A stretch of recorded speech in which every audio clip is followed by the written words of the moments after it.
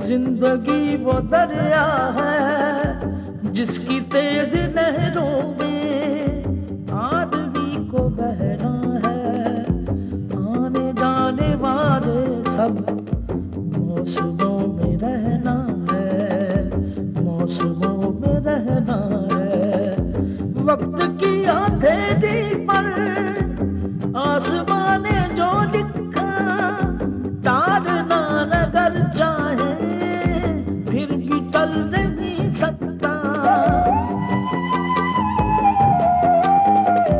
दूसरा कोई भी हो आदमी की किस्मत का रुख बदल नहीं सकता, साथ चल नहीं सकता। जिंदगी वो दरिया है,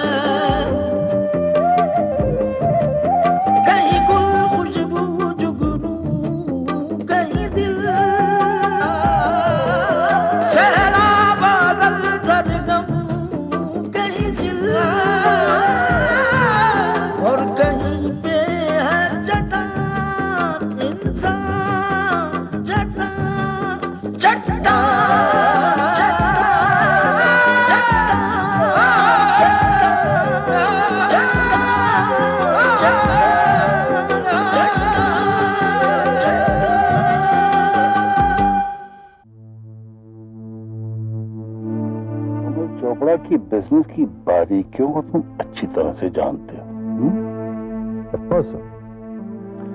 आज हम फुर्सत में हैं, आराम से हमें कमल कथा सुनाओ कि एक इज्जतदार आदमी जब एक ऐसे शख्स को दामाद अपना बना लेता है जो उसकी लड़की को लेकर फरार हो गया था, उस इज्जतदार नहीं बेगैरत कहा जाता। खामोश, अगर एक लफ्ज भी जबान से और निकाला ना तो मुंह तोड़ के रख दूंगा।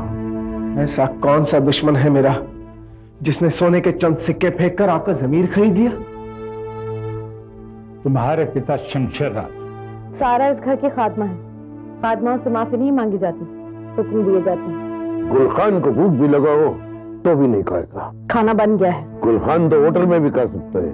खान साहब तो कहीं भी खा लेंगे, लेकिन सारा कहाँ खाएगी? शमशेर राज, संभालिए अपने सपूत को, संभाल लीजिए वरना गिर पड़ेगा ये। बेचारा शराब के नशे में धुत है ये।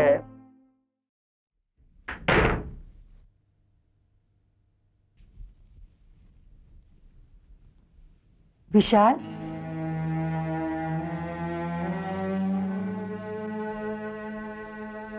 विशाल, अगर तुम्हारा नशा उतर गया है तो मैं तुमसे कुछ कहना चाहती हूँ। मैं भी तुमसे कुछ कहना चाहता हूँ। तुम्हारे पास कहने के लिए अब रहा ही क्या है? ऐसा किसने कहा? मेरे बाप शमशेर राज ने? गुस्ताख, शराब में तेरे होश इस कदर बर्बाद कर दिए कि तू अपने बाबूजी का अदब करना भी भूल गया। ये भी भूल गया कि तू अपने बाबूजी का नाम किस तरह लिया जाता है। वो किसी सम्मान, किसी अदब के हकदार नहीं है माँ, क्योंकि वो बाप नहीं, जल्लाद है, जल्लाद। ताकत के गुरूर में उन्हें अपने औलाद की खुशी नहीं, सिर्फ अपने अहंकार की जीत दिखाई देती है बस। कौन है जिसने तेरे कान भरे हैं? पदम सी। और उन्होंने मेरे कान नहीं भरे, मेरी आंखें खोल दी हैं। उन्होंने खुद मुझसे कहा है कि मेरे फन की चिता को अग्नि देने वाला कोई और नहीं, खुद मेरा बाप है। नहीं, ये झूठ है। ये सच है। समझ में नहीं आता मैं क्या करूं। एक तरफ मेरा सुहाग और दूसरी तरफ जिगर का टुकड़ा। मैं क्या करूं? जाओ मां, तुम अपना पत्नी धर्म निभाओ और मुझे अपना धर्म निभाने दो। मैंने आरती के साथ बहुत जुल्म किया है, अपने होने वाले बच्चे के साथ बहुत जुल्म किया है। मुझे प्रायश्चित करने दो मां, प्रायश्चित करने। प्रायश्चित? प्रायश्चित होश में किया जाता है, शराब के नशे में नहीं। विशाल, ये राज कराना है, इस बात का हमेशा ध्यान रखना।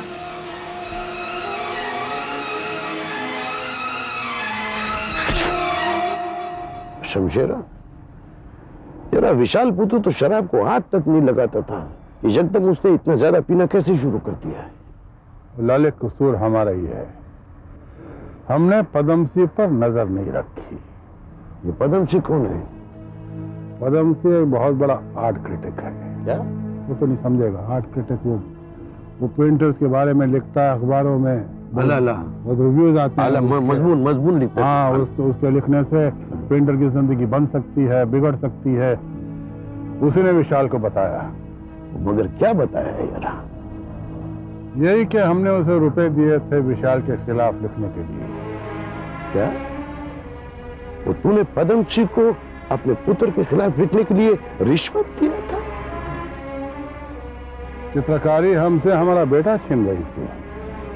हमें अपना बेटा वापस चाहिए था। इतना हक तो हर बाप का बनता है। और तेरा दिमाग तो खराब नहीं हो गया है? इतना तजुर्बेकार होने के बावजूद तू जानता था कि तेरा पुत्र मुसव्वर अली से दीवानों की तरह इश्क करता है, फिर भी तूने ऐसा किया यार? बकवास कर रहा है, समझता नहीं। हमने अपने खानदान की परंपरा को कायम रखने के लिए जो किया है वो बिल्कुल जायज है। तो लाख दलीलें दे, लेकिन तेरा ये कसूर माफी के काबिल नहीं है। एक बात जाहिर हो गया है, विशाल पुत्र तेरे सामने बोल नहीं सकता, इसलिए उसने अपना सारा गम शराब में डुबोना शुरू कर दिया है। तू समझा कि नहीं समझा? तू समझता नहीं है। कुछ बस बोले जा रहा है। तू सुन तो सही मैं क्या कहना। मुझे तेरा कोई बात सुनना नहीं है। तो मुझे भी तेरा कोई बात नहीं सुनना। सही।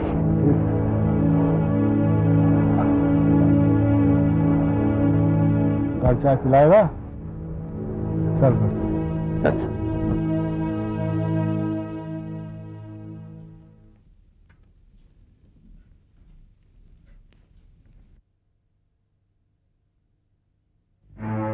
ये सब क्या है? हाँ? उठाओ इसे और चली जाओ यहाँ से। आप ब्रेकफास्ट के लिए नीचे नहीं आए, इसलिए मैं आपका ब्रेकफास्ट लेकर ऊपर आई हूँ। खा लीजिए। नहीं खाऊंगा, नहीं खाऊंगा मैं। मुझे कुछ नहीं चाहिए। सुना तुमने? मेरे हाथों से खाना नहीं चाहते तो मत खाइए, नीचे आकर खा लीजिए।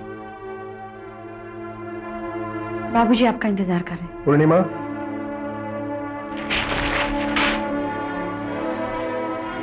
जाओ जाकर बाबूजी से कह दो, वो अब जिंदगी भर मेरा इंतजार करेंगे। जाओ जाकर कह दो।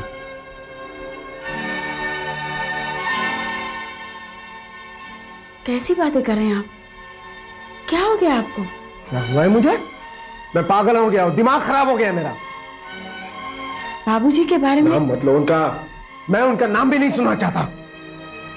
बाबूजी की इतनी चाहती बनती हो ना, तो जाओ जाओ जाकर ये ब्रेकफास्ट उन्हें खिला दो और उनसे ये भी कहना कि जिस दौलत के बलबूते पर वो हमारी जिंदगियों के साथ खेलते हैं ना, वो दौलत भी अपने ही पास रखें। मुझे उनकी दौलत नहीं चाहिए, मुझे उनका बिजनेस नहीं चाहिए, कारोबार नहीं चाहिए, धंधा नहीं चाहिए, कुछ नहीं चाहिए। मुझे बाबूजी भी नहीं चाहिए। जाओ जाकर कह दो उनसे। उनसे तो जाकर मैं कह दूंगी, लेकिन मैं जो आपसे कहना चाहती हूँ वो मैं किसे कहूँ?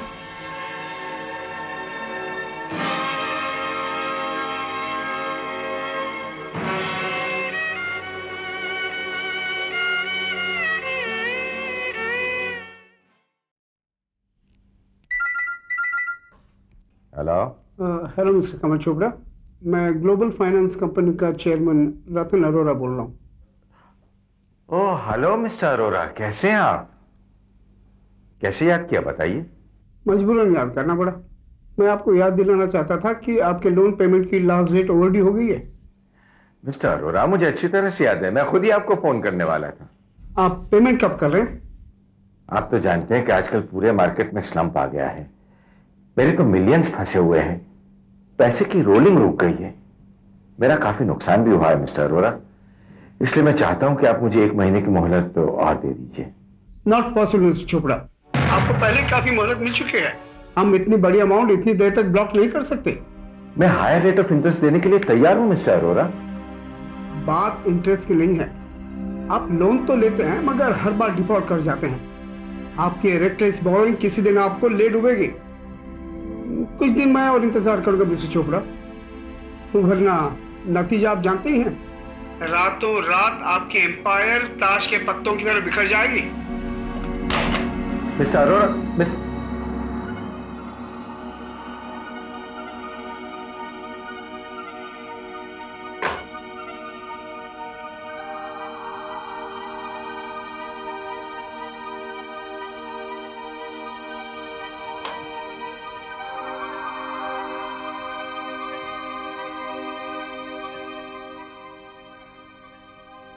हेलो मिस्टर अग्रवाल, मैं कमल चोपड़ा बोल रहा हूं। मैं आपसे मिलना चाहता हूं, जरा अर्जेंट काम है। Alright, I will be there sharp at 4 PM। Thank you very much.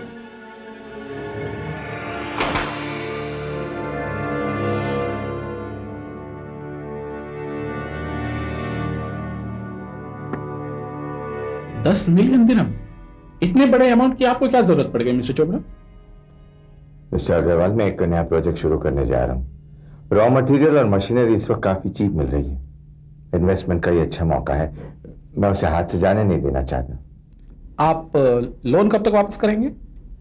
मुझे एटलीस्ट 2 महीने की मोहलत चाहिए। इंटरेस्ट रेट ज्यादा होगा? मिस्टर अग्रवाल, मैंने इस मामले में आपसे कभी बार्गेनिंग की है? बुरा ना माने, इस बार रकम काफी बड़ी है, कोलैटरल गारंटी देनी पड़ेगी आपको। ठीक है, मुझे मंजूर है। आपको लोन के अगेंस्ट में कंपनी और उसके सारे एसेट्स मेरे नाम मॉर्टगेज करने पड़ेंगे। अगर आपने लोन अमाउंट 2 महीने के अंदर पे नहीं किया तो आपका बिजनेस टेक ओवर करने का लीगल राइट होगा मुझे। ऐसी नौबत ही नहीं आएगी मिस्टर अग्रवाल, फिर भी आप जहां कहेंगे मैं साइन कर दूंगा। मैं सारे डॉक्यूमेंट्स तैयार करवाता हूं, आप कल सुबह 11 बजे मेरे ऑफिस आ जाइए, आपको चेक मिल जाएगा। थैंक यू मिस्टर अग्रवाल, मैं कल 11 बजे आ जाऊंगा। See you and thank you again. Have a good day mister Chopra.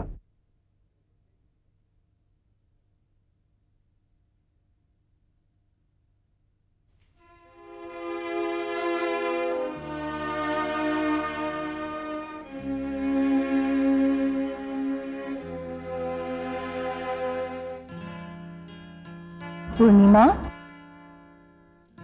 जी माँ जी। किस सोच में गुम हो बेटी? जी कुछ नहीं, ऐसे ही। तुम इस तरह गुमसुम मत रहा करो बेटी। तुम्हें उदास देखती हूँ तो दिल बेचैन हो जाता है।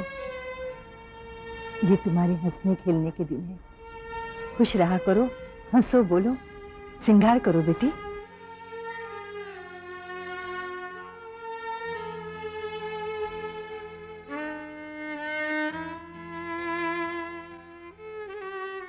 किसके लिए श्रृंगार करूं माँ जी?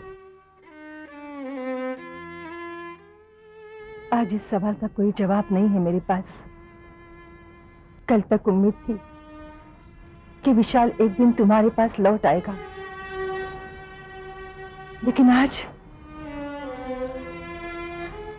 ये आशा भी खत्म हो गई है। शराब की लत उसे सबसे दूर ले जा रही है। वो बर्बादी के रास्ते पर चल पड़ा है। बहू, बहू, अब मैं तुम्हें कोई तसल्ली नहीं दे सकती। बस प्रार्थना करो कि भगवान ही कोई चमत्कार कर दिखाए। माँ जी, अब भगवान ने भी मुझसे मुंह फेर लिया है। उसने मेरी सारी प्रार्थनाएं वापस फेर दी है। उन्होंने मुझे नहीं अपनाया, शराब को अपनाया। और अब तो वो बाबूजी के कारोबार से भी ताल्लुक नहीं रखना चाहता। क्या? हाँ माँ जी, उन्होंने मुझे कह दिया है कि मैं बाबूजी को जाके उनका ये फैसला सुना दूं कि वो ऑफिस कभी नहीं जाएंगे। इस घर को आरती की बददुआ लग गई है।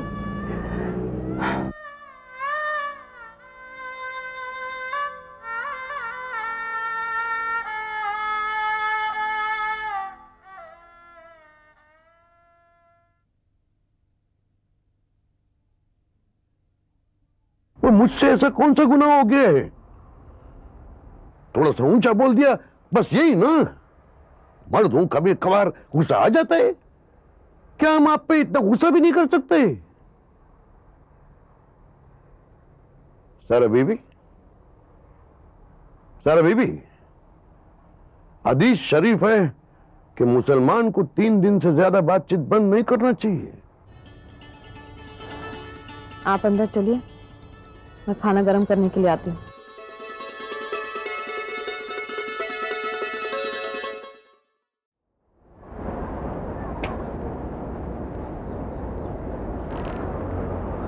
गुड आफ्टरनून राज साहब, मैं सुमित बोल रहा हूँ। हाँ हाँ बोलो सुमित। एक बहुत इंटरेस्टिंग इंफॉर्मेशन है।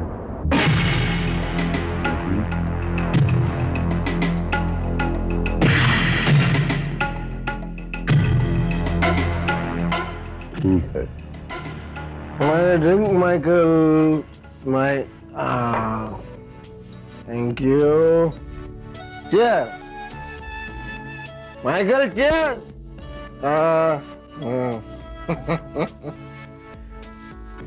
आज मेरी आरती का जन्मदिन है ना। Happy birthday to you, happy birthday to my Aarti. आज के दिन आरती इस दुनिया में आई थी। भाई साहब सुनो, आरती को भगवान ने मेरे लिए इस दुनिया में भेजा है, लेकिन मैंने उसे बर्बाद कर दिया। आरती मेरे जीवन की सबसे अनमोल खुशी थी, लेकिन मैंने उसे ठुकरा दिया। Yes yes yes.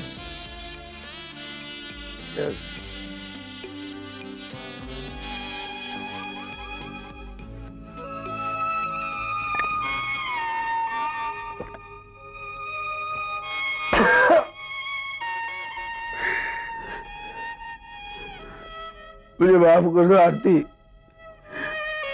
मुझे माफ कर दो। एक बार मुझसे मिल लो।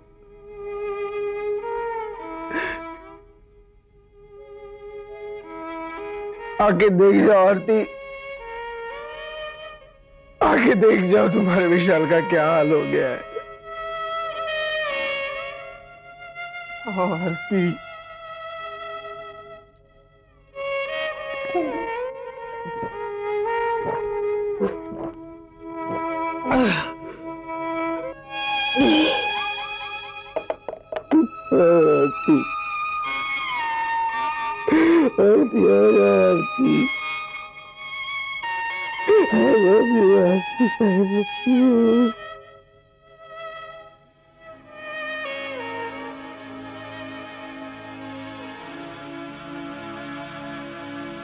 गायत्री, इतनी रात में तुम यहाँ? मैं विशाल का इंतजार कर रही हूँ। गायत्री, विशाल एक भटका हुआ मुसाफिर है। वो अपनी मंजिल खो चुका है, उसके लिए अपनी नींद क्यों हराम करती हो? क्योंकि मैं उसकी माँ हूँ, वो मेरे शरीर का अंग है, उसकी रगों में मेरा खून दौड़ रहा है। तुम ऐसा कह रही जैसे कि हम उससे कुछ नहीं लगते। अरे मैं भी तो उसका बाप हूँ। फिर भी आपने उसके साथ झूठ बोला, उसे धोखा दिया। तुम क्या कह रही हो? क्या ये सच नहीं है? विशाल की पेंटिंग्स के बारे में आपने गलत रिव्यू छपवाया था। क्या ये सच नहीं है? अगर आप विशाल को पेंटर बनने का मौका देते तो आज वो एक शराबी न होता। क्या ये सच नहीं है? अगर आरती... बस बस बस गायत्री, बस। ये तुम कह रही हो? तुम हमसे पूछ रही हो? तुम 30 साल से हमारी पत्नी हो और तुम पूछ रही हो कि हमने ये सब क्यों किया? अगर हम ऐसा नहीं करते तो हमारे खानदान की मर्यादा, परंपरा हाथ में मिल गई होती। हमारी ये परंपरा जिसका संस्कार और सिद्धांत को कायम बनाए रखने के लिए हमारे बुजुर्गों ने सदियों तक मेहनत की है, कष्ट उठाए हैं, अपना अपना खून पसीना बहाया उन्होंने। इस सदियों पुरानी परंपरा को अगर कोई खत्म करने की कोशिश करेगा ना गायत्री, तो फिर हमारा पूरा हक बनता है कि हम उसकी कोशिश नाकाम करने के लिए जो कुछ भी करें वो ठीक है, उसमें चाहे हमें अपनी बेटी की कुर्बानी की नजर नहीं पड़े। समझ लो, हम अपनी बेटी को कुर्बान कर देंगे। परंपरा पहले, बेटा बाद में।